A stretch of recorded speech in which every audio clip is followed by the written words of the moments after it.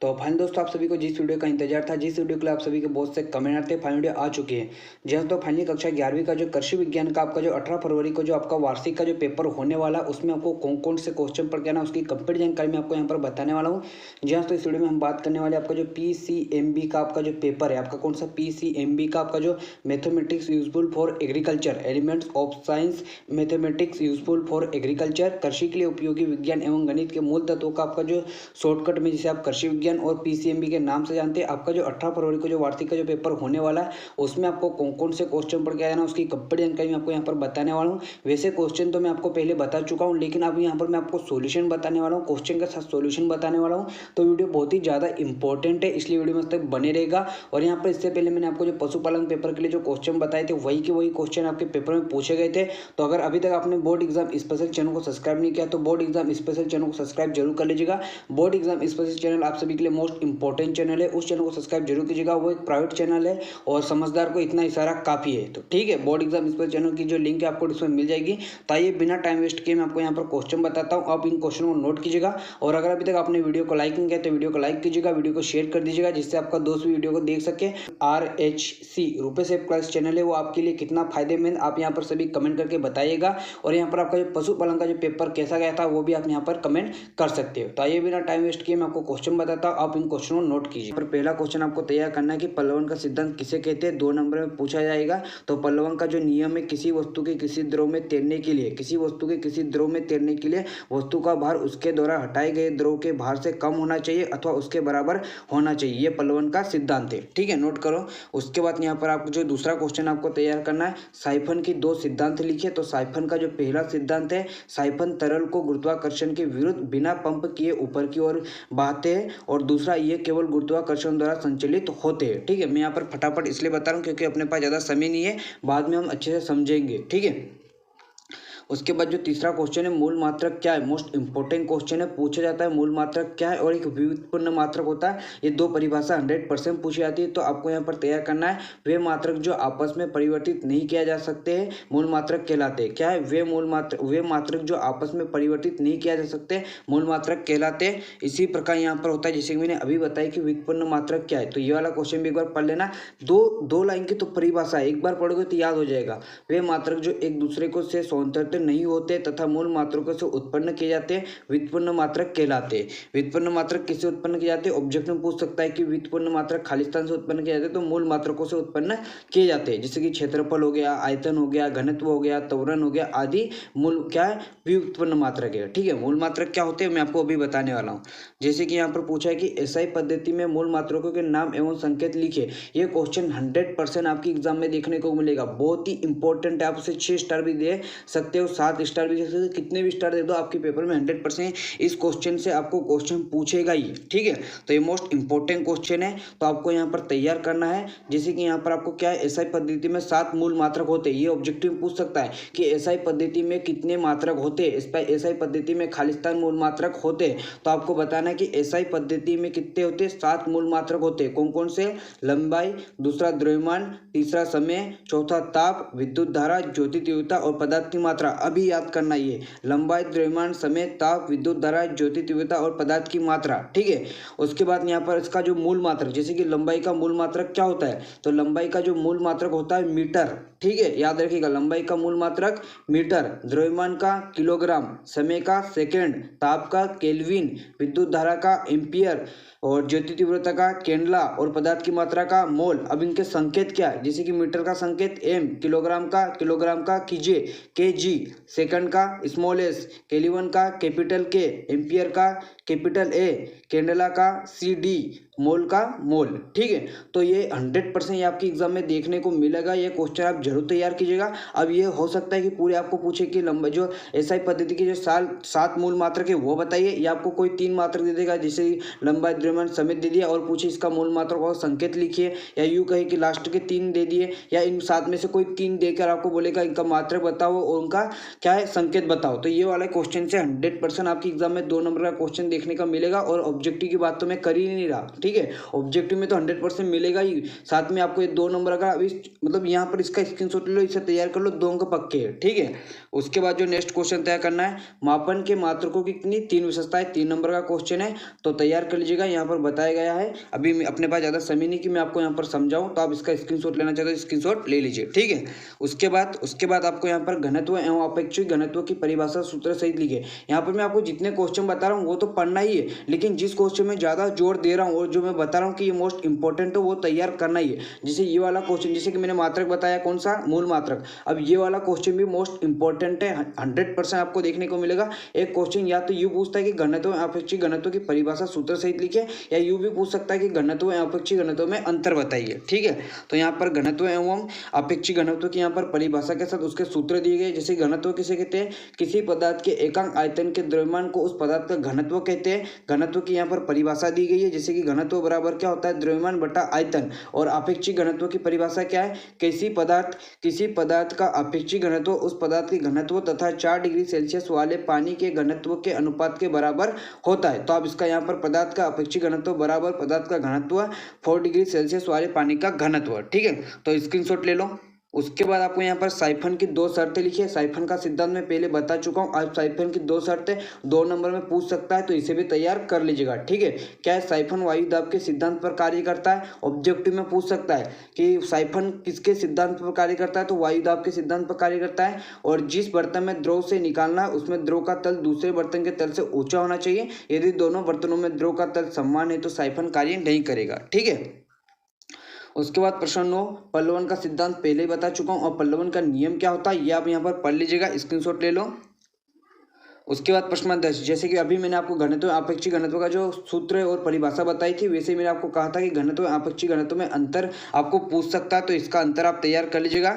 बहुत ही सरल है, 2 नंबर का क्वेश्चन है। किसी पदार्थ के, अभी यहाँ पर परिभाषा ये तो मैंने पढ़ के बता दी थी, एक घनत्व का मात्रक होता है और अपेक्षित घनत्व का मात्रक नहीं होता है। बस यही इतना रखना है कि घनत्व का जो मात्रक होता है, घनत्व का मात्रक होता है। अब फटाफट यहाँ पर कमेंट करके बताओ कि घनत्व का मात्रक क्या होता है, ठीक है, फटाफट यहाँ पर कमेंट करके बताओ।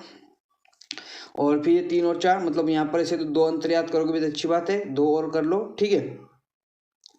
उसके बाद आपको यहाँ पर साधारण बैरोमीटर तथा 14 बैरोमीटर में अंतर याद करना है। यहाँ पर 5 अंतर बता रहा हूँ, उसमें से जो 2 अच्छे लगे वो तैयार कर लीजिएगा। उसके बाद आपका जो दूसरा अध्याय है घर्षण, तो सबसे पहले घर्षण बल की परिभाषा आपको बताना है। पहला क्वेश्चन है घर्षण बल की परिभाषा, मोस्ट इंपॉर्टेंट क्वेश्चन है। जब एक चलती वस्तु दूसरी पर चलती है या चलने का प्रयास करती है तथा दोनों वस्तु के संपर्क में तलों के बीच गति विरोधी बल होता है, जिसे घर्षण बल कहते हैं, ठीक है। उसके बाद यहाँ पर नेक्स्ट क्वेश्चन आपको तैयार करना है, चरम घर्षण सीमांत को परिभाषित कीजिए, ठीक है। तो हो सकता है यहाँ पर सीमांत घर्षण बल की परिभाषा पूछा है, तो ये सीमांत घर्षण बल की परिभाषा पूछा है, ठीक है। सीमांत घर्षण बल किसे कहते हैं आपको यहाँ पर याद रखना है, ठीक है, तो नोट कर लो। उसके बाद जो प्रश्न 3 क्या है, मोस्ट इंपॉर्टेंट क्वेश्चन है, जरूर पूछेगा। घर्षण के दैनिक जीवन में कोई 3 उपयोग 3 नंबर में पूछेगा। तो पहला, पैरों तथा जमीन के मध्य घर्षण के कारण हम पृथ्वी पर चल पाते, जो हम पृथ्वी पर चल पाते वो घर्षण के कारण ही चल पाते, ठीक है। उसके बाद दूसरा क्या है, घर्षण के कारण ही हम भोजन को चबा पाते हैं, ठीक है। उसके बाद तीसरा क्या, घर्षण के कारण ब्रेक लगाकर वाहनों को रोक पाते हैं। बहुत ही सरल 3 उपयोग है और बहुत ही अच्छे तरह से क्या है, पृथ्वी पर चल पा रहे घर्षण के कारण, भोजन चबा पा रहे घर्षण के कारण, ब्रेक जो वाहन आप भगा के ले जाते हो ब्रेक लगा रहे वाहन के घर्षण के कारण, ठीक है। मोटरसाइकिल जो चलाई होगी ना, मोटरसाइकिल को आप ब्रेक लगा कर, तो ब्रेक लगा कर वाहन को रोक किसके कारण, घर्षण के कारण, ठीक है। आप पेपर देने जाओगे बाइक लेके, ठीक है, ब्रेक लगाओगे वो घर्षण के कारण, ठीक है। उसके बाद प्रश्न 4 क्या है, घर्षण से होने वाली कोई 2 या 4 हानियां, तो आपको 4 हानियां याद रखना है। तो घर्षण से होने वाली 4 हानि कौन कौन सी है, घर्षण के कारण मशीन के जो कल पुर्जे होते हैं वो घिस जाते हैं, घर्षण के कारण मशीन के घूमने वाले भाग गर्म हो जाते हैं, घर्षण के कारण मशीन की दक्षता कम हो जाती है, और घर्षण मशीन की गति को कम करता है, जिससे अधिक ऊर्जा व्यय करनी पड़ती है, ठीक है। पांचवा क्या, घर्षण कम करने के प्रमुख उपाय लिखे। तो यहाँ पर घर्षण के कम मतलब घर्षण को कैसे कम कर सकते हैं उसके उपाय बताए गए थे, जैसे कि सतहों को चिकना बनाकर, स्नेह के जैसे ग्रीस तेल आदि का प्रयोग करके, बॉल बेरिंग का प्रयोग करके सर्पी घर्षण को लुटनी घर्षण में बदला। तो यहाँ पर 4 बताया जा रहा है, नोट कर लीजिए, ठीक है। उसके बाद आपको यहाँ पर जो नेक्स्ट क्वेश्चन तैयार करना है, घर्षण बढ़ाने के 4 उपाय लिखिए। तो यहाँ पर बताया गया, आप इसे नोट कर सकते हो, ठीक है। उसके बाद सातवां क्या है, स्थितिक घर्षण, गतिक घर्षण, विसर्पी घर्षण और लोटनी घर्षण किसे कहते हैं। मोस्ट इंपॉर्टेंट क्वेश्चन है, जरूर आपके एग्जाम में पूछेगा, ये कोई भी दो तो जरूर पूछेगा, ठीक है, तो आपको तैयार करना है ये। उसके बाद सर्पी घर्षण तथा बेलन घर्षण में 4 अंतर लिखिए, तो ये 4 नंबर का क्वेश्चन है, तैयार कर लीजिएगा। सर्पी घर्षण, बेलन घर्षण या लोटनी घर्षण में आपको अंतर पूछ सकता है। तो जैसे कि सर्पी घर्षण, जब एक वस्तु दूसरी वस्तु पर खिसकती है तो दोनों वस्तु, तो आप पढ़ लीजिएगा, अभी मैं पढ़ने लग जाऊंगा तो वीडियो की लेंथ तो बहुत ज़्यादा हो जाएगी। 17 चैप्टर आपको बताना है, ठीक है, ज़्यादा समय भी नहीं है, ठीक है। उसके बाद अध्याय 3 आपका है, अध्याय 3 सरल यंत्र। उसमें जो पहला क्वेश्चन तैयार करना है, सरल मशीन के प्रकार के नाम और कोई नाम लिखिए, कोई 4। तो सरल मशीन की परिभाषा क्या होती है। मशीन एक ऐसा साधन है जिसके द्वारा उसके किसी एक बिंदु पर कार्य करने वाला बल लगाकर उसका प्रभाव किसी दूसरे बिंदु पर दूसरी दिशा में पैदा करके कुछ कार्य किया जाता है। सरल मशीन 6 प्रकार की होती है। उत्तोलक, जिसे लीवर भी कहते हैं, नत समतल, पेंच, पचड़, गिरनी और पहिया या दूरी, ठीक है, तो नोट करो। उसके बाद आपको यहाँ पर यांत्रिक लाभ, वेग अनुपात तथा मशीन की दक्षता की परिभाषा देना है, ठीक है, सूत्र भी साथ में याद करना है। तो यांत्रिक लाभ किसे कहते हैं यहाँ पर बताया गया है, ठीक है, वेग अनुपात भी बताया गया है और दक्षता की भी परिभाषा दी गई है, तो फटाफट स्क्रीनशॉट ले लो, ठीक है। उसके बाद यहाँ पर आपको उत्तोलक की परिभाषा लिखिए तथा उत्तोलक के प्रत्येक के 2 उदाहरण लिखिए। मोस्ट इंपॉर्टेंट क्वेश्चन है, इस क्वेश्चन को तो जरूर तैयार कीजिएगा। उत्तोलक यहाँ किसी भी आकृति के सुदृढ़ छड़ होती है जो इस स्थिति किसी एक बिंदु के पार घूम सकती है, इस बिंदु को आलम कहते हैं। और इसके प्रकार लिखिए, प्रथम वर्ग का उत्तोलक, द्वितीय वर्ग का उत्तोलक और क्या है, तृतीय वर्ग का उत्तोलक। यहाँ पर जो उदाहरण है उस पर ज़्यादा जोर दीजिएगा, जैसे तराजू हो गया, कैंची, सीसा, ढेकली, ब्लास, भौतिक तुला और सरोता, हाथ की ठेला गाड़ी, नाव की पतवार आदि, चिमटा, मानवीय भुजा का अग्रभाग। तो यहाँ पर पूछा जा सकता है, जैसे कि चिमटा, उसे पूछा जा सकता है कि चिमटा किस वर्ग का उत्तोलक है, तो ये तृतीय वर्ग का। या यूँ पूछे कि सरोता द्वितीय वर्ग का उत्तोलक, पूछ सकता है कि कैंची या सीसा या भौतिक तुला किसके, तो प्रथम वर्ग का उत्तोलक। तो आपको इनको तैयार करना है, ठीक है। उसके बाद यहाँ पर इसका चित्र भी दिया गया है, प्रथम वर्ग उत्तोलक, द्वितीय वर्ग उत्तोलक और तृतीय उत्तोलक, ठीक है, याद कर लीजिए। उसके बाद आपको यहाँ पे स्थिर घिरनी तथा चलनशील घिरनी में आपको अंतर याद करना है, कितने 4 अंतर याद करना है, तो फटाफट आप यहाँ पर अंतर देख लीजिए फटाफट इनका। जैसे स्थिर घिरना, इसका जो घुटका स्थिर होता है, इसका घुटका स्थिर नहीं रहता, एक दूसरे के विपरीत ही याद रख लीजिएगा, ठीक है। जैसे कि इसमें यांत्रिक लाभ 1 से कम होता है, इसमें यांत्रिक लाभ 1 स्थिर घिरनी से दुगना होता है, ठीक है, तो याद रखिएगा। ये याद रखिएगा कि इसका जो वेग अनुपात होता है 1 होता है, इसका वेग अनुपात का मान 2 होता है, ठीक है, याद रखिए, ऑब्जेक्टिव में पूछ सकते हैं कभी। उसके बाद आपका जो चौथा चैप्टर है गुरुत्वाकर्षण, मोस्ट इंपॉर्टेंट क्वेश्चन है, क्योंकि इस चैप्टर से आपको 4 नंबर का क्वेश्चन दिखने को मिलेगा। टोटल 5 नंबर के क्वेश्चन इससे आने वाले, जिसमें एक 4 नंबर का होगा और एक ऑब्जेक्टिव, ठीक है। तो यहाँ पर आप देख सकते हैं गुरुत्वाकर्षण नियतांक कैपिटल जी तथा गुरुत्वाकर्षण त्वरण स्मॉल जी में अंतर याद करना है, कैपिटल जी और स्मॉल जी में अंतर याद करना है। 5 अंतर जरूर याद कीजिएगा, क्योंकि यहाँ पर जो दीर्घ उत्तर का जो 4 नंबर का क्वेश्चन है इसी से आपको इस चैप्टर से पूछेगा। तो कैपिटल जी तथा स्मॉल जी में अंतर याद जरूर करके जाइएगा, ठीक है, मोस्ट इंपॉर्टेंट क्वेश्चन है। उसके बाद आपको सरल आवर्त की परिभाषा एवं विशेषता बताना है, तो सरल आवर्त की परिभाषा और विशेषता यहाँ पर बताई गई है, तो ये भी आपको तैयार करना है, 4 नंबर का क्वेश्चन है, ठीक है। उसके बाद आपको न्यूटन के गुरुत्वाकर्षण नियम को समझाना है, तो न्यूटन का जो गुरुत्वाकर्षण का नियम यहाँ पर समझाया गया है, जैसे कि ब्रह्मांड में प्रत्येक पिंड दूसरे पिंडों को अपनी ओर आकर्षित करता है, किन्हीं 2 पिंडों के बीच लगने वाला आकर्षण बल का मान पिंडों के द्रव्यमान के गुणनफल होता है। तो आपको यहाँ पर पूरा जो इसका सूत्र है वो निगमित करना पड़ेगा। तो ये पूरा 4 नंबर का क्वेश्चन, थोड़ी मेहनत तो एफर्ट तो लगाना पड़ेगा, ठीक है। उसके बाद यहाँ पर कैपिटल जी तथा स्मॉल जी में आपको यहाँ पर संबंध स्थापित करना है, मतलब गुरुत्वीय नियतांक और गुरुत्वीय त्वरण में आपको यहाँ पर संबंध स्थापित करना है, ठीक है। अब यहाँ पर आप भाग नहीं सकते कि सर ये हमसे मैथ्स नहीं जम रहा, कहीं नहीं, ज़्यादा दिक्कत वाली बात नहीं, याद करोगे तो याद हो जाएगा। समझो रटो कुछ भी करो, लेकिन क्वेश्चन तैयार करो, ठीक है। अब मैं यही बोल सकता हूँ आपसे, ठीक है, समझाऊंगा मैं पेपर अर्धवार्षिक के पेपर बाद में आपको अच्छे से समझाऊंगा कि आप किस प्रकार तैयार कर सकते हैं। अभी ज़्यादा समय नहीं कि मैं आपको यहाँ पर समझाऊँ, अगर समझाने बैठूंगा तो आधे घंटे में एक ही क्वेश्चन आपको बता पाऊंगा, ठीक है। प्रश्न नंबर 5 क्या है, ध्रुवों पर गुरुत्वीय त्वरण का मान अधिक होता है क्यों। अब यहाँ पर आपको बताना है, ऑब्जेक्टिव में ये क्वेश्चन या यूँ पूछे, ऑब्जेक्ट मैंने कहा था ना कि इस चैप्टर से एक ऑब्जेक्टिव पूछेगा, तो याद रखिए, पूछ भी सकता है कि गुरुत्वीय त्वरण का मान अधिक कहाँ होता है, तो ध्रुवों पर। अब यहाँ पर एक ऑब्जेक्टिव तो मैंने तैयार करा दी, अब क्यों होता है उसका कारण आप समझोगे, ठीक है। तो यहाँ पर बताया गया है, यहाँ पर आप पूरा व्यंजक याद करोगे, समझ जाओगे, क्योंकि यहाँ पर जो स्मॉल जी होता है वो जो क्या कह सकते हैं इसको, त्रिज्या के व्युत्क्रम, त्रिज्या के वर्ग के व्युत्क्रमानु, जो ध्रुवों की जो त्रिज्या होती है उसके वर्ग के व्युत्क्रमानुपाती होती है, ठीक है। मतलब अगर यहाँ पर गुरुत्वीय त्वरण बढ़ेगा तो जो त्रिज्या है वो क्या होगी, कम होगी। ठीक है, दूरी कम होगी, मतलब तथा यहाँ पर आप समझ सकते हो कि जहाँ आर का मान कम होगा वहाँ जी अधिक होगा, इसलिए ध्रुवों पर जो त्रिज्या का मान कम होने से वहाँ का जी का मान अधिक होगा। जो ध्रुवों पर त्रिज्या कम होती है तो इसलिए वहाँ पर स्मॉल जी का मान अधिक होता है। ठीक है, समझिए। अब इसे पूरा आप लिख कर अच्छे से याद करोगे। उसके बाद तो इसे याद कर लीजिएगा। ठीक है, निम्नों को संक्षिप्त में समझाइए। सरल आवर्त किसे कहते हैं, सरल आवर्त गति किसे कहते हैं, और प्रभाविकारी लंबाई क्या होती है, आपको ये समझाना है। 2 नंबर के मतलब 4 नंबर के क्वेश्चन कवर होंगे। ठीक है, उसके बाद पृथ्वी की सतह के ऊपर जी के मान में परिवर्तन की गणितीय विधि से समझाए, ये वाला क्वेश्चन तैयार करना है। ठीक है, गहराई में जाने पर जी के मान में क्या परिवर्तन होता है, ये वाला क्वेश्चन देख लेना एक बार। ठीक है, नोट करो।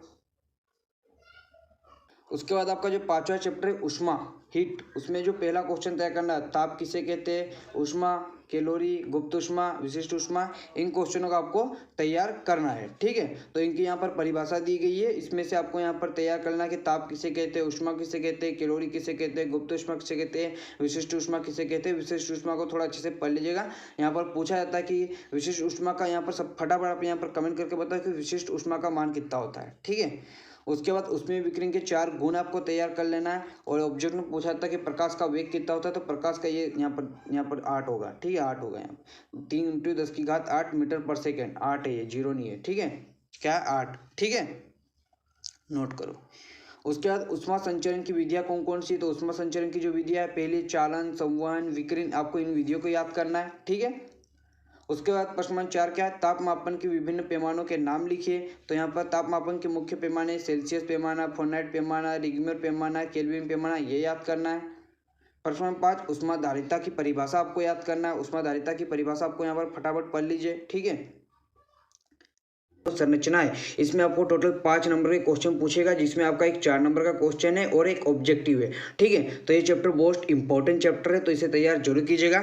तो यहाँ पर आपको जो पहला क्वेश्चन तैयार करना है, परमाणु क्रमांक से आप क्या समझते हो, इसका महत्व लिखिए। तो यहाँ पर पहला क्वेश्चन क्या है, परमाणु क्रमांक से क्या समझते हो, इसका महत्व लिखिए। तो परमाणु क्रमांक क्या होता है, परमाणु के नाभिक में उपस्थित प्रोटॉन की संख्या अथवा परमाणु में उपस्थित कुल इलेक्ट्रॉनों की संख्या उस तत्व का परमाणु क्रमांक कहलाती है। तो आप सभी ने परमाणु देखा होगा, परमाणु में एक नाभिक होता है। ठीक है, परमाणु में क्या होता है, एक नाभिक, जिसमें क्या क्या होते हैं, प्रोटॉन और न्यूट्रॉन। ठीक है, प्रोटॉन और न्यूट्रॉन होते हैं। ठीक है, तो जो प्रोटॉनों की संख्या अथवा परमाणु में उपस्थित कुल इलेक्ट्रॉनों की संख्या होती है, उस तत्व का परमाणु क्रमांक कहलाती है। ठीक है, याद रखिएगा। जैसे कि उदाहरण के लिए हम कार्बन का परमाणु क्रमांक क्या होता है, 6, अर्थात कार्बन के नाभिक में 6 प्रोटॉन अथवा परमाणु में 6 इलेक्ट्रॉन होते हैं। ये आपके पिछले आपका जो वार्षिक का जो पेपर हुआ था, उसमें 2024 का आपका जो वार्षिक का जो पेपर हुआ था, उसमें पूछा गया था ये क्वेश्चन। तो इंपॉर्टेंट क्वेश्चन है, तैयार कर लीजिएगा। अगर इसके महत्व की बात करें तो परमाणु क्रमांक से तत्व की पहचान होती है, क्योंकि प्रत्येक तत्व का एक निश्चित परमाणु क्रमांक होता है। ठीक है,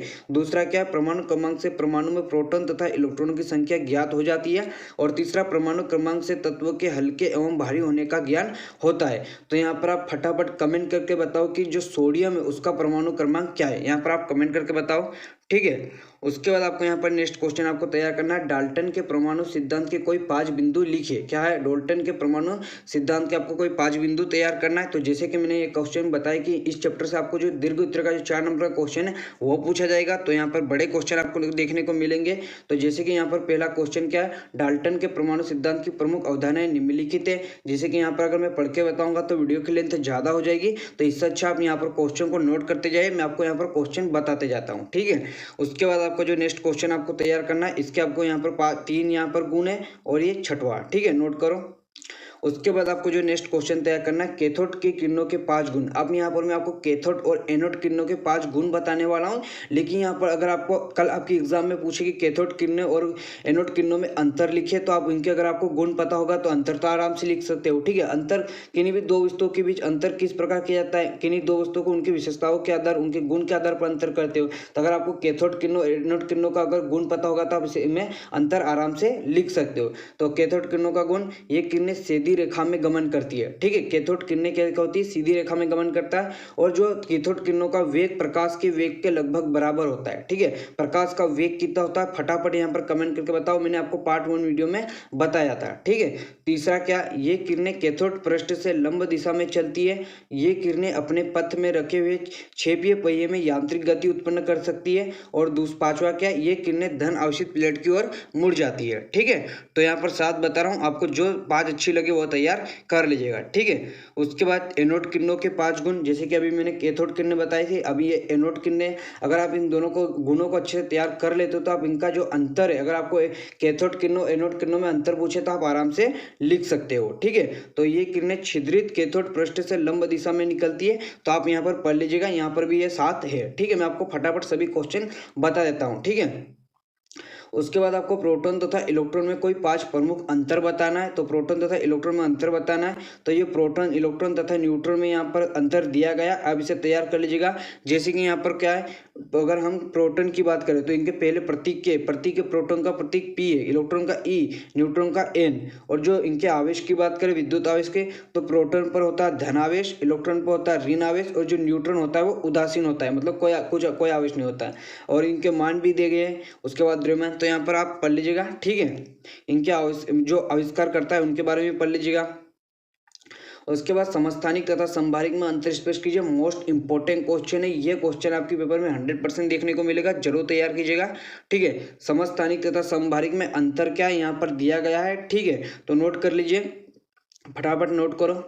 ठीक है, उसके बाद आपका जो 7वां चैप्टर है, क्या है 7वां चैप्टर, रासायनिक बंधन एवं आयनिक सिद्धांत। तो यहाँ पर मैंने आपको 6वें चैप्टर में जितने क्वेश्चन बताए उन्हें सभी क्वेश्चन आपको तैयार करना है। अब यहाँ पर आपका जो अध्याय 7 है, रासायनिक बंधन एवं आयनिक बंधन सिद्धांत, उसमें जो पहला क्वेश्चन तैयार करना है, परमाणु और आयन में अंतर लिखिए कोई 4। ठीक है, तो ये आपको बताया गया है परमाणु एवं आयन में अंतर। अब यहाँ पर अगर आप परमाणु और आयन में अंतर याद कर लेते हो, मतलब आपको परमाणु की जो विशेषता है वो भी याद हो जाएगी और आयन की विशेषताएं भी याद हो जाएगी। ठीक है, तो यहाँ पर आप नोट कर लीजिए फटाफट इस क्वेश्चन को। ठीक है, उसके बाद विद्युत संयोजन एवं सहसंयोजक यौगिक में अंतर लिखिए, तो ये भी आपको तैयार करना है। ठीक है, अंतर वाले क्वेश्चन मोस्ट इंपॉर्टेंट क्वेश्चन है, जरूर तैयार कीजिएगा। ठीक है, विद्युत संयोजक यौगिक और सहसंयोजक यौगिक में यहाँ पर अंतर बताया गया है, कितने यहाँ पर मैं कितने 7-8 अंतर बता रहा हूँ, तो आपको 4-5 अच्छे लगे वो तैयार कर लीजिएगा। ठीक है, सरल है। ठीक है, उसके बाद आपको यहाँ पर विद्युत संयोजक बंध एवं सहसंयोजक बंध में अंतर याद करना है, नोट करो फटाफट। ठीक है, उसके बाद यहाँ पर आयनिक सिद्धांत के मुख्य बिंदु बताइए, तो यहाँ पर बताया गया, आप नोट करो। उसके बाद यहाँ पर वही ये रिपीट क्वेश्चन है। ठीक है, बफर विलयन की परिभाषा एवं 3 गुण लिखिए। तो बफर विलयन क्या होता है, ऐसे विलयन जिनमें अल्प मात्रा में प्रबल अम्ल या प्रबल क्षार मिलाने से उनका पीएच मान अपरिवर्तित रहता है, बफर विलयन कहलाते हैं। ऐसे विलयनों की अम्लीयता या क्षारीयता अपरिवर्तित रहती है, उदाहरण के लिए एसिटिक अम्ल प्लस सोडियम एसिटेट का मिश्रण। ठीक है, इनके गुण की बात करें तो इनका फप्त मान निश्चित होता है। दूसरा, बफर का अधिक समय तक स्थिर रखने पर या इनको तनक करने पर इनका मान पीएच मान अपरिवर्तित रहता है। और तीसरा, बफर विलयन में प्रबल अम्ल या प्रबल क्षार को अल्प मात्रा में मिलाने पर विलयन के पीएच मान में कोई विशेष अंतर नहीं होता है। ठीक है, एक उदाहरण मैंने आपको ये बताया, एक उदाहरण आप यहाँ पर फटाफट बफर विलयन का एक उदाहरण आप यहाँ पर कमेंट करके बताओगे। ठीक है, उसके बाद आपको यहाँ पर बफर विलयन का महत्व क्या है, तो बफर विलयन का महत्व यहाँ पर बताया गया है, नोट कर लो फटाफट, नोट करो।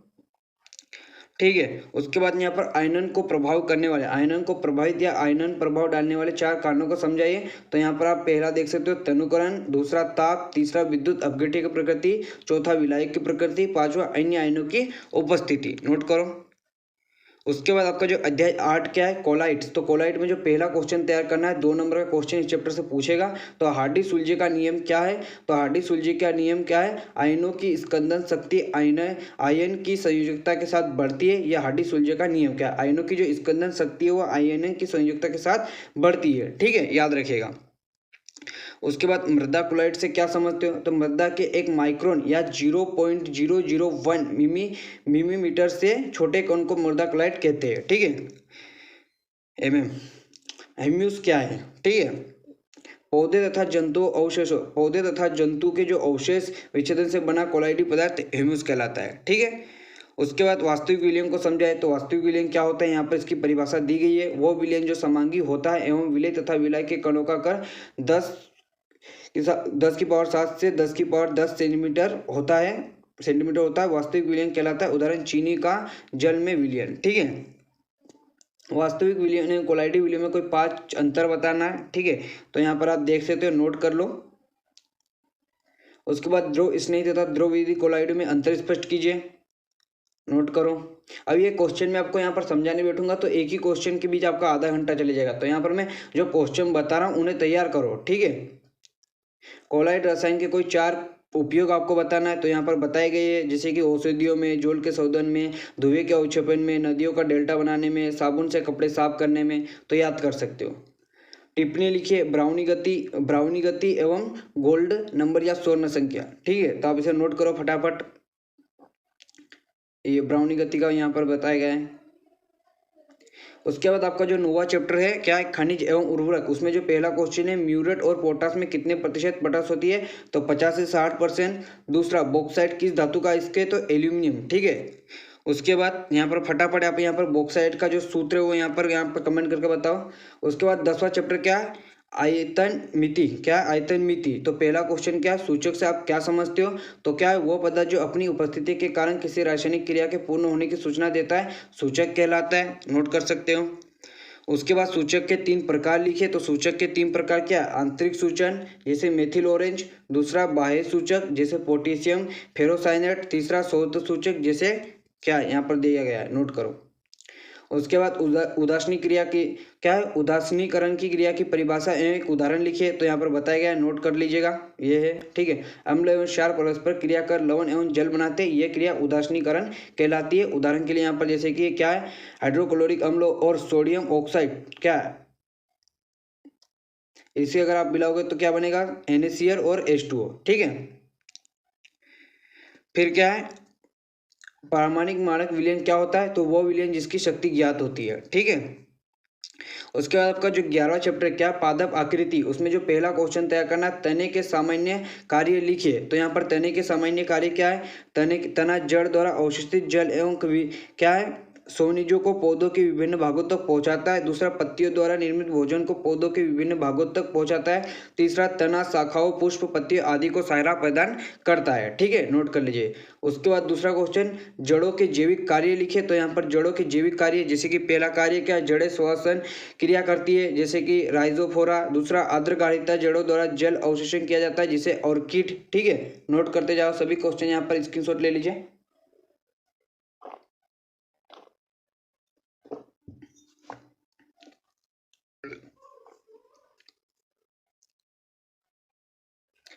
तीसरा क्या है, जड़ें प्रकाश संश्लेषण क्रिया करती है जैसे गिलोय में। चौथा, ये खाद्य पदार्थ को संचय करती है। तीसरा क्या, पत्ती के 4 कार्य लिखे। तो पत्ती के प्रकाश संश्लेषण क्रिया के द्वारा पत्तियां भोजन कार्बोहाइड्रेट का निर्माण करती है। दूसरा, वाष्पोत्सर्जन, पौधों की पत्तियां जल का वाष्पोत्सर्जन करती है। तीसरा, शोषण, पत्तियां द्वारा ऑक्सीजन एवं कार्बन डाइऑक्साइड का विनिमय होता है। ठीक है। चौथा, आरोहण, पत्तियां प्रतान में रूपांतरित होकर आरोहण में सहायता करती है। जड़ एवं तने में अंतर लिखिए। तो जड़ एवं तने में अंतर अभी मैंने कार्य बताए तो आप अंतर लिख सकते हो आराम से इनमें। ठीक है, जड़ एवं तने की विशेषताओं के आधार पर इसमें आप अंतर लिख सकते हो, तो याद कर लीजिएगा। उसके बाद सरल एवं संयुक्त पंक्ति में अंतर बताना है। तो सरल एवं संयुक्त पंक्ति में यहाँ पर अंतर दिया गया, आप नोट करो। उसके बाद आपका जो 12वां चैप्टर है परागण एवं निषेचन, इसमें से भी आपको 5 नंबर के क्वेश्चन देखने को मिलेंगे, जिसमें एक 4 नंबर का क्वेश्चन इस चैप्टर से आ रहा है। ठीक है, तो पहला क्या, 100 परागण से आप क्या समझते हो और 100 परागण के लाभ बताइए। तो 100 परागण क्या होता है, 100 परागण जब एक ही पुष्प के परागण कण उसी पुष्प के वातिकाग्र पर पहुंचते हैं तो ये क्रिया 100 परागण कहलाती है। 100 परागण के लाभ यहाँ पर बताए गए, तो आप इसे नोट कर सकते हो। ठीक है, उसके बाद आपको यहाँ पर परागण से आप क्या समझते हो, पर परागण के लाभ बताइए। दोनों क्वेश्चन मोस्ट इंपॉर्टेंट क्वेश्चन है, तैयार करना है। उसके बाद पर परागण को बढ़ावा देने को वाले कोई कारकों के नाम बताइए। तो जैसे कि एक लिंगता, सौ बंधुत्या, विभिन्न काल्पकता, विषम रूपता, अनात्म परागणता। ठीक है, उसके बाद आपको यहाँ पर परागण एवं निषेचन में अंतर याद करना है, मोस्ट इंपॉर्टेंट क्वेश्चन है। परागण और निषेचन में यहाँ पर अंतर दिया गया है, नोट कर लो। ठीक है, उसके बाद आपको यहाँ पर 100 परागण एवं पर परागण में अंतर बताना है। तो 100 परागण एवं पर परागण में यहाँ पर अंतर बताऊंगा मैं अभी, आप नोट कर लीजिएगा। ठीक है, 100 परागण और पर परागण में अंतर दिया गया है, नोट करो। उसके बाद आपका जो अध्याय 13 है कोशिका, उसमें जो पहला क्वेश्चन आपको तैयार करना है, केंद्र के प्रमुख कार्य लिखिए। तो केंद्र के कार्य, ये कोशिका में होने वाली सभी क्रियाओं का नियंत्रण करता है। दूसरा, ये आरएनए का संश्लेषण करता है। यह कोशिका की वृद्धि को नियंत्रित करता है। कोशिका विभाजन में महत्वपूर्ण कार्य करता है। ठीक है। उसके बाद पादप कोशिका और जंतु कोशिका में अंतर याद करना है। पादप कोशिका और जंतु कोशिका का आप चित्र भी तैयार कर लीजिएगा। ठीक है। तो यहाँ पर पादप कोशिका और जंतु कोशिका में यहाँ पर अंतर दिया गया है, नोट कर लो। ठीक है। उसके बाद डीएनए तथा आरएनए में अंतर लिखिए। तो आप डीएनए तथा आरएनए में अंतर लिख सकते हो। ठीक है, याद रखिएगा। उसके बाद क्या है, प्रोकैरियोटिक एवं यूकैरियोटिक कोशिकाओं में 3 अंतर लिखिए। तो यहाँ पर आप देख सकते हो इसमें अंतर लिखा गया, नोट करो। उसके बाद संयोजी उत्तक के 3 कार्य लिखिए। तो संयोजी उत्तक के 3 कार्य यहाँ पर बताए गए, आप फटाफट पढ़ सकते हो। अब फिर आपका जो नेक्स्ट चैप्टर है पादप जगत का वर्गीकरण, उसमें जो पहला क्वेश्चन तैयार करना है, पादप जगत में वर्गीकरण का क्या महत्व है, कोई 12 बताइए, कोई 4 बताइए। तो आप यहाँ पर नोट कर सकते हो। क्या लिग्यूमिनोसी कुल के कितने उपकुल में बांटा गया है, तो 3 में बांटा गया है। तो आप इसे पढ़ सकते हो, नोट करो। उसके बाद कंपोजिट, ये इंपॉर्टेंट क्वेश्चन है। कंपोजिटी कुल का आर्थिक महत्व लिखिए। तो पहला महत्व है खाद्य पदार्थ में पूरा वर्णन किया गया है। तेल, औषधियाँ, सजावटी पौधे, रंजक, सभी यहाँ पर मोस्ट इंपॉर्टेंट क्वेश्चन है, जरूर तैयार कीजिएगा। ठीक है। उसके बाद पेपली लियोनसिक उपकुल का आर्थिक महत्व यहाँ पर दिया गया है, नोट करो। उसके बाद कुकुरबिटेसी कुल का आर्थिक महत्व यहाँ पर दिया गया है, नोट करो। उसके बाद आपका जो 15 चैप्टर है प्राणी जगत का वर्गीकरण, उसमें जो पहला क्वेश्चन है संघ प्रोटोजोआ के 2 लक्षण विशेषताएं लिखिए। तो यहाँ पर बताए गए, आप नोट कर सकते हो। संघ आर्थ्रोपोडा के प्रमुख लक्षण यहाँ पर दिए गए, नोट करो। संघ एनिलिडा के प्रमुख लक्षण यहाँ पर दिए गए, नोट करो। कार्डेटा संघ में सम्मिलित 4 वर्गों के नाम दिए गए, नोट करो। वर्ग एम्फीबिया के प्रमुख लक्षण लिखिए, यहाँ पर नोट करिए। फटाफट जितने भी क्वेश्चन बताते जा रहा हूँ सभी नोट करते जाओ। संघ प्रोटोजोआ में आने वाली 4 जंतुओं के नाम लिखिए। जंतु जगत एवं पादप जगत में अंतर लिखिए, यहाँ पर दिया गया है जंतु जगत पादप जगत में अंतर। फिर आपका जो 16 चैप्टर है कृषि में कंप्यूटर शिक्षा, तो पहले कंप्यूटर के प्रमुख भागों के नाम लिखिए। तो कंप्यूटर में क्या होता है, निवेश इकाई, परिणाम इकाई, स्मृति इकाई, केंद्रीय संसाधन इकाई। तो इसे नोट करो। निवेश इकाई क्या है, निवेश इकाई एक उपकरण है जो दिए गए निर्देशों और डाटा को लेता है तथा इन निर्देशों और डाटा को कंप्यूटर में भेजता है। कंप्यूटर की विशेषताएं क्या है, तो कंप्यूटर की विशेषताएं यहाँ पर बताई गई है, शुद्धता, गति, पुनरावृत्ति। ऐसा नहीं कि आप पॉइंट याद करो, सभी वर्णन भी याद करना है। ठीक है। उसके बाद कंप्यूटर के कोई 4 अनुप्रयोग बताइए। तो मौसम विभाग, अंतरिक्ष के बारे में, शिक्षा के क्षेत्र में, चिकित्सा क्षेत्र में पढ़ लीजिएगा, हिंदी में भी पढ़ा होगा। कंप्यूटर के सीपीयू के कार्य लिखिए। तो यहाँ पर ये इकाई सभी अंकगणितीय संबंधी कार्य करती है, तार्किक निर्णय लेती है और दूसरी यूनिटों के कार्यों को नियंत्रित करती है। ठीक है। सुपर कंप्यूटर से आप क्या समझते हो, 2 नंबर में पूछ सकता है। फिर आपका जो 17 चैप्टर है कृषि में कंप्यूटर शिक्षा पार्ट 2, इसमें जो पहला क्वेश्चन तैयार करना, आधुनिक कृषि में इंटरनेट के 2 उपयोग। विंडोज के किन्हीं 4 भागों के नाम लिखिए। इंटरनेट के कोई 2 उपयोग लिखिए। MTNL एवं VSNL के पूर्ण नाम लिखिए। तो यहाँ पर नाम लिखिए, नोट करो। मल्टीमीडिया के कोई 2 प्रमुख उपयोग लिखिए। विंडोज 2000 की विशेषताएं लिखिए। इसके बाद आपका जो अध्याय 18 श्रेणियाँ, उसमें आपको जो पहला क्वेश्चन तैयार करना है समांतर माध्य ज्ञात करने का सूत्र लिखिए। तो आपको यहाँ पर समांतर माध्य ज्ञात करने का आपको सूत्र तैयार करना है। ठीक है। यहाँ पर आप देख सकते हो समांतर माध्य ज्ञात करने का सूत्र क्या है। यहाँ पर आपको जो पहला परीक्षण और दूसरा परीक्षण उनको जोड़ना है, उसके बाद उसको 2 से भाग दे देना। तो समांतर माध्य का सूत्र क्या होता है, A बराबर B प्लस 2। मान लीजिए कि A बराबर क्या दे दिया गया आपको, यहाँ पर मान लीजिए कि A बराबर आपको दिया हो 10। ठीक है, A बराबर 10। उसके बाद यहाँ पर B बराबर आपको दिया हो, मान लीजिए कितना दिया है आपको, A बराबर दिया है 10 और B बराबर दिया है आपको 20। ठीक है। इसका आपको समांतर माध्य ज्ञात करना है। तो दोनों को जोड़िए, दोनों को जोड़ने पर कितना आएगा, 30। उसके बाद आपको इस 2 से भाग दोगे तो आपका समांतर माध्य आ जाएगा 15। ठीक है। तो समांतर माध्य का ज्ञात करने का सूत्र क्या होता है, A प्लस B, उसका आपको 2 से भाग देना है। ठीक है। उसके बाद आपको यहाँ पर गुणोत्तर श्रेणी की आपको यहाँ पर परिभाषा याद करना है। तो गुणोत्तर श्रेणी वो श्रेणी है जिसमें प्रथम पद को छोड़कर प्रत्येक पद अपने पहले वाले पद में निश्चित संख्या का गुना करके प्राप्त किया जा सकता है। इस निश्चित संख्या को साधारण अनुपात कहते हैं, जैसे कि 1 3। जैसे कि मान लीजिए पहली संख्या है, पहली संख्या को यहाँ पर उसने क्या बोला, छोड़कर। अब दूसरी संख्या मान लीजिए 3 है, इसमें अगर आप 3 में गुना करोगे तो आपको क्या मिलेगा, 9। ठीक है। 9 में 9 गुना करोगे तो क्या मिलेगा, 81। क्या मिलेगा, 81। तो यही होती है गुणोत्तर श्रेणी। नाम में ये गुणोत्तर श्रेणी, तो गुणों का मतलब गुना करना है। ठीक है। उसके बाद आपका जो अध्याय 19 है त्रिकोणमिति, उसमें आपको जो पहला क्वेश्चन तैयार करना है। तो ये वाला क्वेश्चन आपको इस प्रकार के क्वेश्चन याद करना, जैसे कि 4 sin square 30 + 10 square 60 + sec square 45 का आपको यहाँ पर मान बताना है। तो अगर आप यहाँ पर श्रेणी जैसे कि यहाँ पर त्रिकोणमिति की जो टेबल आती है जो मैंने आपको टेलीग्राम चैनल पर सेंड कर दी है, तो टेलीग्राम चैनल पर जाकर जो मैंने आपको यहाँ पर त्रिकोणमिति की जो टेलीग्राम पर आपको यहाँ पर एक टेबल सेंड की, आप उसको याद कर लेना। तो आप याद करोगे तो यहाँ पर साइन 30 का जो मान होता है वो कितना होता है, साइन 30 का मान होता है 1/2। और यहाँ पर स्क्वायर का मतलब उसको आप यहाँ पर उसका स्क्वायर कर दोगे, 1/2 का स्क्वायर। उसके बाद 10 60 का मान जो होता है √3 होता है, और जो से 45 है मतलब 45 है उसका जो मान होता है √2 है। ठीक है, इसका स्क्वायर करोगे तो एक का स्क्वायर एक ही होता है, 2 का स्क्वायर 4 हो जाएगा, √3 का स्क्वायर करोगे तो 3 आ जाएगा। ठीक है, फिर √2 का करते हो रूट, क्योंकि स्क्वायर से ये जो रूट है वो निकल जाता है, टूट जाता है। ठीक है, उसके बाद 4 से 4 खत्म, 3 और 2 कितने हो गए 5, और यहाँ पर 1 बचा तो 6। ठीक है, ऐसे आपको इस सवालों को हल करना है, बहुत ही सरल है। अगर आप उस टेबल त्रिकोणमिति की टेबल अगर आप अच्छे से याद कर लोगे तो आप इन सभी क्वेश्चनों को आराम से तैयार कर सकते हो। ठीक है, फिर भी अगर आपको समझ में नहीं आते तो यहाँ पर कमेंट कीजिएगा, एक सेपरेट वीडियो बनाकर मैं आपको बता दूंगा। ये क्वेश्चन नोट कर लो, उसके बाद आपको ये वाला क्वेश्चन भी नोट कर लेना। यहाँ पर मैं फिर से बता रहा हूँ कि अगर आप टेबल अच्छे से याद कर लोगे तो आपको ये क्वेश्चन आसानी से आप बना सकते हो। ठीक है, जैसे कि यहाँ पर π/2 का मतलब वही होता है π/2। जैसे कि यहाँ पर अगर π/2 करोगे तो पाई का मान कितना होता है 180 डिग्री होता है। तो यहाँ पर अगर 2 करोगे तो यहाँ पर π/6 दिया है। यहाँ पर जैसे यहाँ पर क्या दिया है 2 मिनट रुकिएगा। पाई का मान होता है, पाई का मान आप सभी को पता होगा, पाई का मान होता है 180 डिग्री। अगर यहाँ पर इसको 6 से अगर आप यहाँ पर कर दोगे तो कितना हो जाएगा 30 हो जाएगा।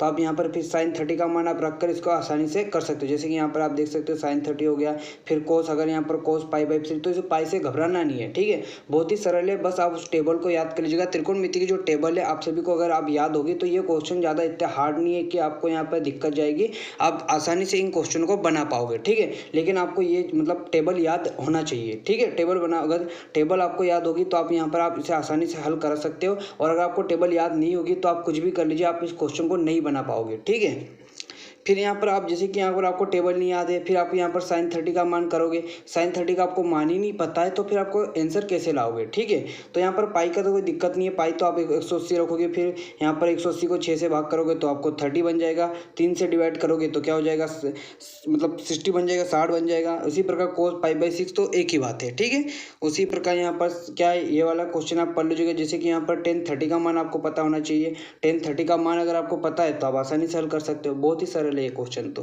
ठीक है, इसी प्रकार ये वाले क्वेश्चन, इस प्रकार के क्वेश्चन आपको पूछे जा सकते हैं। त्रिकोणमिति का क्वेश्चन है, ज़्यादा आपको यहाँ पर हार्ड नहीं पूछेगा, आपको बस आपको टेबल याद होना चाहिए। ठीक है, तो नोट कर लो इन क्वेश्चनों को।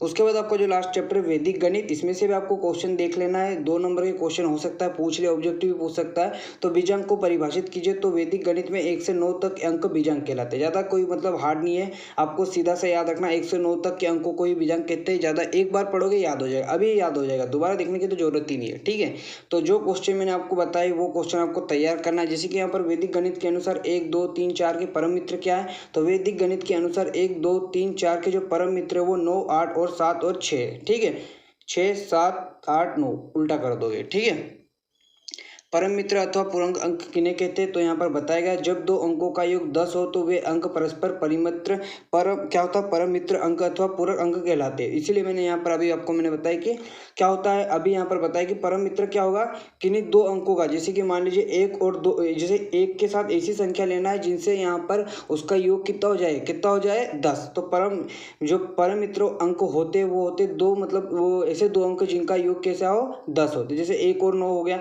1 का परम मित्र कौन आएगा, 1 का परम मित्र मतलब दोस्त होना ना चाहिए, तो 1 का परम मित्र हो जाएगा 9 10 बन जाएगा, 2 का परम मित्र 8 10 बन जाएगा, 3 का परम मित्र 7 10 बन जाएगा, 4 का परम मित्र 6 क्या बन जाएगा। अब 5 का परम मित्र क्या होगा, यहाँ पर सभी लोग यहाँ पर कमेंट करके बताओगे। ठीक है, 0 का परम मित्र 10 है, वो 10 का परम मित्र 0 है, 1 का परम मित्र 9 है और 9 का परम मित्र 1 है। ठीक है, नोट करो।